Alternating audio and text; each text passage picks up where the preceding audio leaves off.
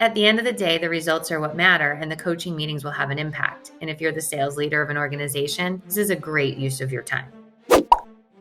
And we're going to talk today a little bit about producer coaching. We might be thinking, oh, we don't have time for that. They don't want to come in. We want them out selling. I understand all of that. We're talking about a once-a-month coaching meeting. These are invaluable. And in fact, the whole agency should be participating in these, not just producers. But for today's video, we are going to talk about producers in particular.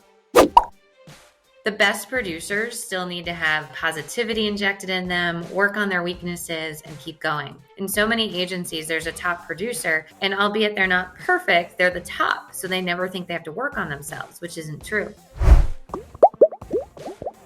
If you really want to have a top-notch team, you're going to constantly be coaching your commercial producers. And the coaching 100% looks like having an agenda and having a format. This should be things that the producer wants to work on because they're able to analyze themselves. As well, it should be situations where the agency is saying you need to work here. Coaching is really proactively solving problems that might pop up. You'll see in a future blog that we're going to do all about how producers and account managers sometimes really struggle to get along. Well, when we're having coaching meetings with everybody, these things get head off at the pass a lot or decreased so that people aren't self-policing themselves. But a great coaching meeting has an agenda that you send out before. Everyone comes in prepared with the metrics updated to look at them, and it's meant for personal improvement. It's meant to give the attaboys and the congratulations. It's also meant to say, hey, these are the things that I know you need to work on. Let's get an update. Let's see what we can do, what tools, what resources the agency have. It also allows you to look at the metrics collectively with the producer. This is where we are. Is your pipeline big enough? Are you selling big enough deals? What's your X dates look like? And that level of accountability is much better than having to call a meeting. So one way that we go wrong in agencies is we don't have coaching meetings. So we have to call a meeting, which feels like going to the principal's office. And usually the sales manager avoids it because it's not a pleasant meeting. The producer's trying to avoid it because who wants to go to the principal's office? But when you have a coaching meeting set, everybody understands and that communication just flows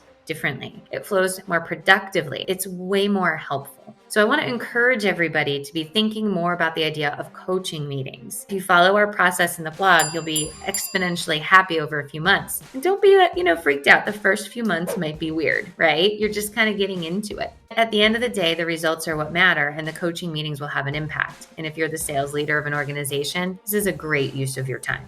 As you're looking at this and you need tools and resources, consider our Apex Sales Commercial Training Program. We have it both in our school, we have it virtually, and we have it in person. So you can pinpoint and work on the areas that are coming up. But what I know is that the top athletes in the world have coaches, and they're always training, and your sales team really should be no different.